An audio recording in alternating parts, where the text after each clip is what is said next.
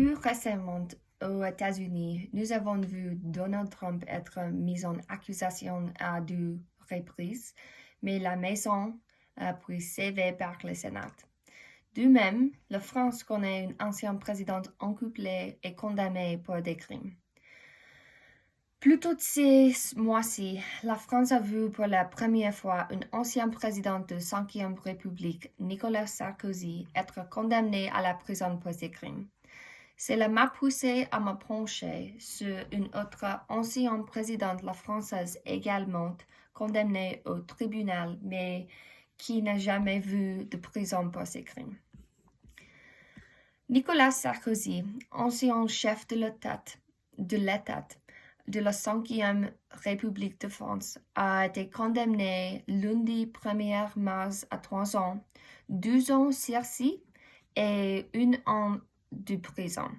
Sarkozy a été accusé et été condamné de s'ingérer dans une affaire contre lui et offrant d'utiliser son influence et son pouvoir pour aider le juge sur l'affaire à obtenir un meilleur travail.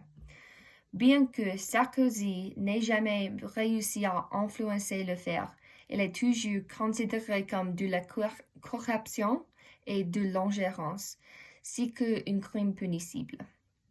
Après la condamnation, Sarkozy dit « Ce serait pour moi une souffrance que d'avoir à faire condamner mon propre pays, mais j'y suis prête car serait le prix de la démocratie. » Il reste à dire qu'il est innocent et est prêt à combattre ses jugements.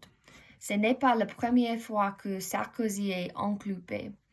Il est accusé de détournement de fonds pour financer sa campagne en 2012 et il est également impliqué dans une affaire de fonds mystérieux qui l'ont aidé à remporter ses élections 2007.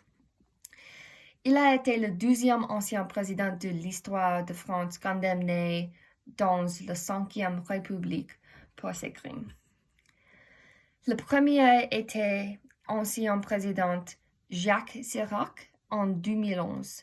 Il a été condamné pour détournement de fonds pour financer sa campagne alors qu'il était maire de Paris avant sa présidence.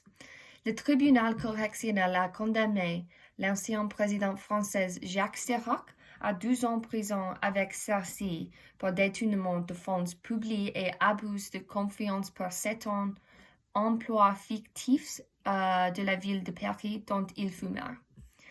Cependant, le bien recevoir à Chirac a été suspendu, ce qui signifie qu'il n'a pas perdu ce bien en prison en raison de son âge, de sa santé et de son statut d'ancien président. Les 12 anciens présidents n'ont jamais admis le crime. À mon avis, cela semble être un modèle.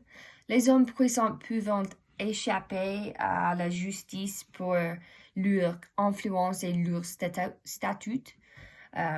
Les 12 anciens présidents ont été condamnés, mais tous deux ont été condamnés à des peines avec sursis et Sarkozy dit qu'il fera appel de la condamnation qu'il a reçue. Pour deux hommes qui représentent le pays français et sont censés faire respecter la loi, ils semblent abuser de leur pouvoir et pour la plupart, ils sont tyrans.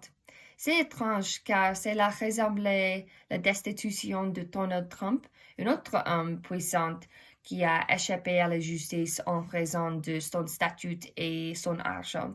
Je comprends que n'importe quel pays veut protéger l'image de la présidence ou des personnalités puissantes, mais c'est me mettant mal à l'aise.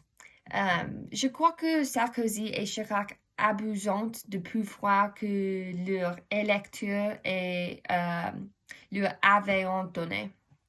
Bien que je ne pense pas qu'ils soient confrontés à la justice, le simple fait que Sarkozy a été condamné à la prison et une première.